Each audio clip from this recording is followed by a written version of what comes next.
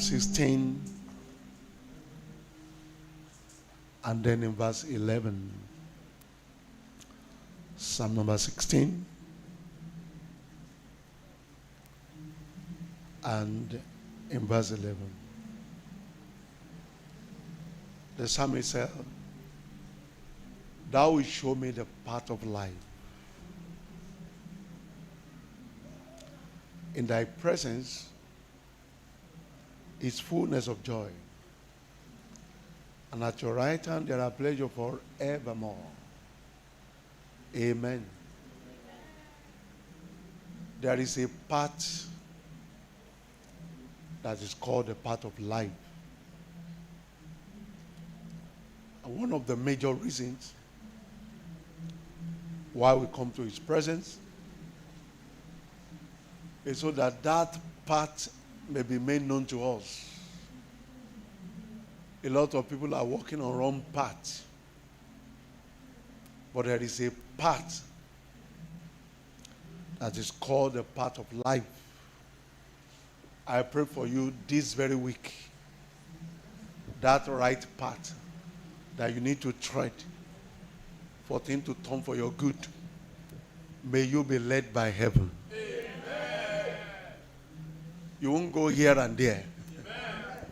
You will be focused. Amen. You'll be specific. Amen. Like the son of Issachar, you know what to do. Amen. Even this time, so you won't be grounded like everybody. Amen. Even when they are crying, things are hard in Nigeria, you know the path of life, the path to follow. And the big part is that in your presence is fullness of joy. We didn't just gather because we don't have anything to do. We did not gather to while away time.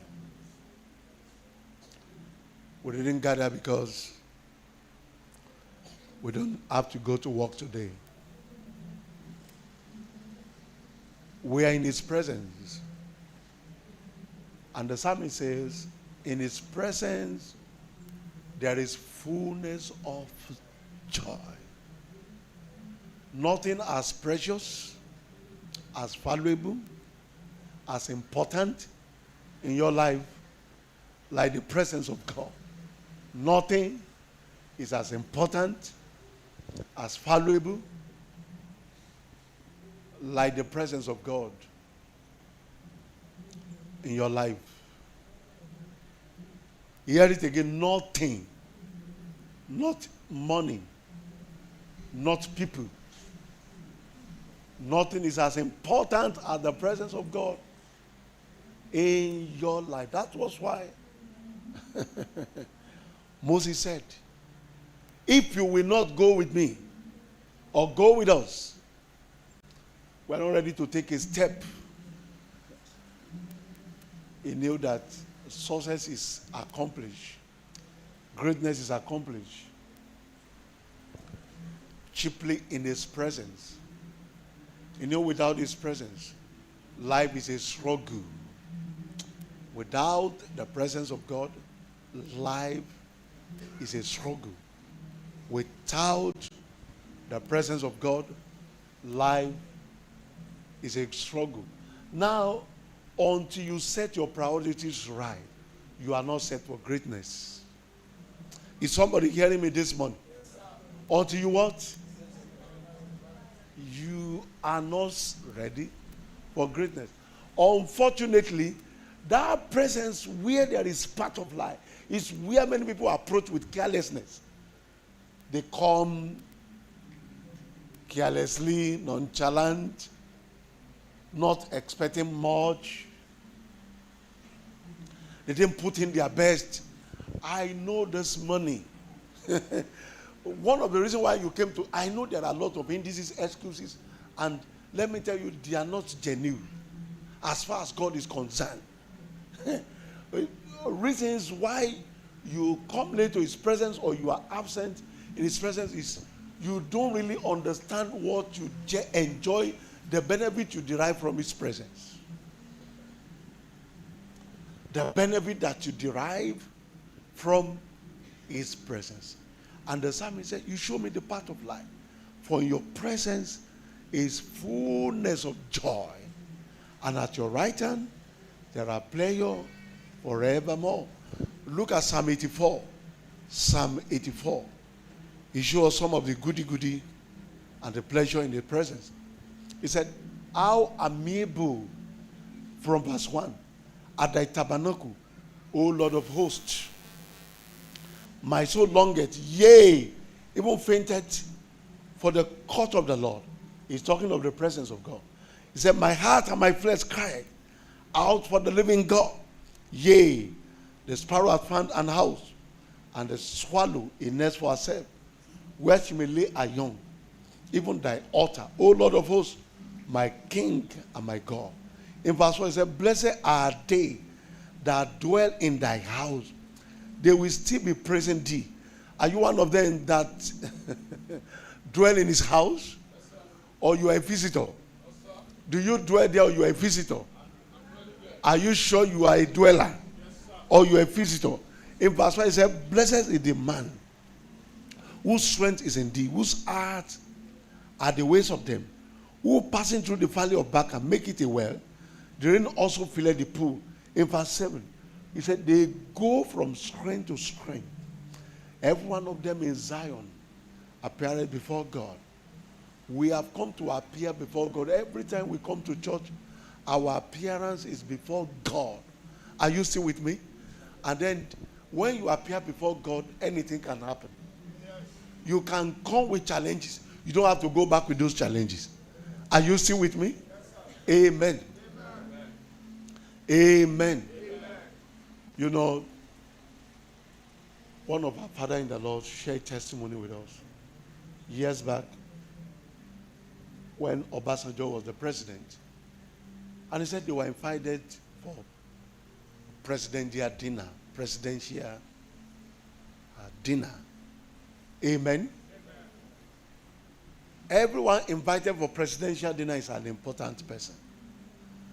But the president will not eat where everybody is eating. There is a small hall where there is a special table set for the president. Are you with me? The president by himself, among those important dignitaries, will now pick like maybe 10 people to join him in that table. So if your name is not there, no matter how important you are, and somebody see hearing me, he said, when you get to that place, those people that were selected to eat with the president, one by one, whatever is your need, or your constituency, or your people, you begin to table it before the president. Are you with me? Yes, and then there is a scribe that take a record of what you are saying, so that they could relate it again to the president, so that he will not forget. And then some of the things in that small room, the president approve it. Amen. I don't know what request you have come with. The King of Kings, the Lord of Lords, the Ancient of Days will grant you an approval this morning. You will be granted an approval this morning. Now I close with this. Places matters just as people matter. Places what? Just as people matter. Take note of this.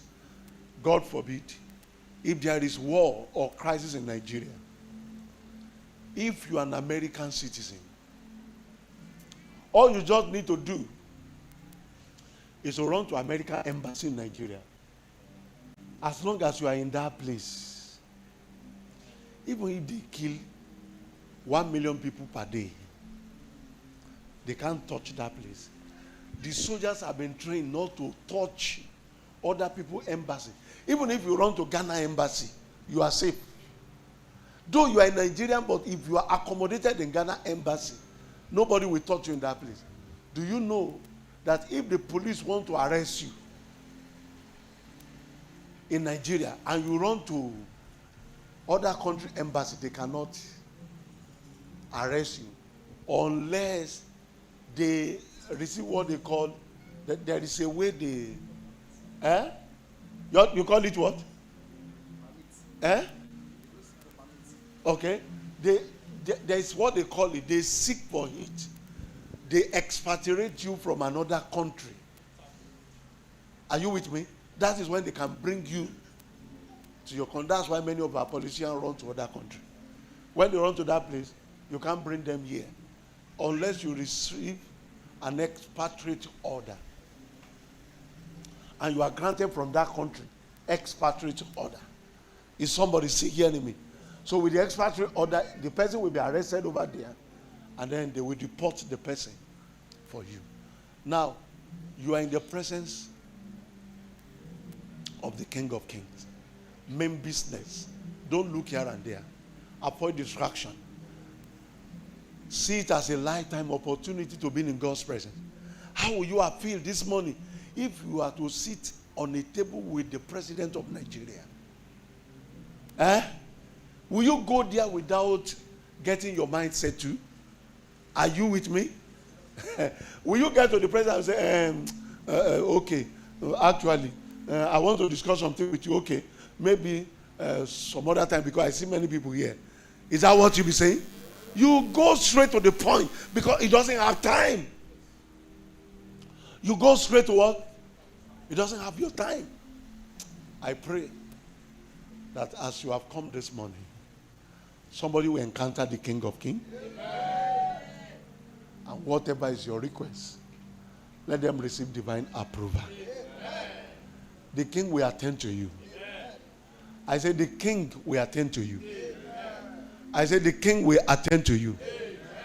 I said the King will attend to you. Amen.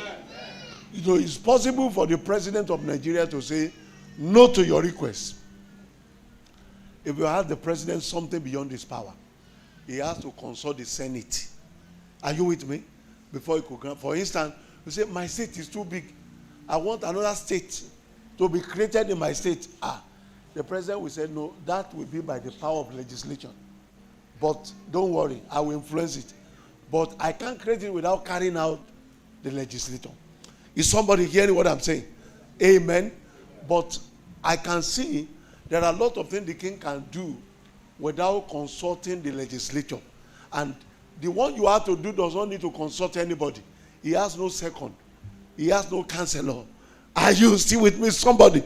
And I'm glad to announce to you, he has invited you to a special luncheon this morning.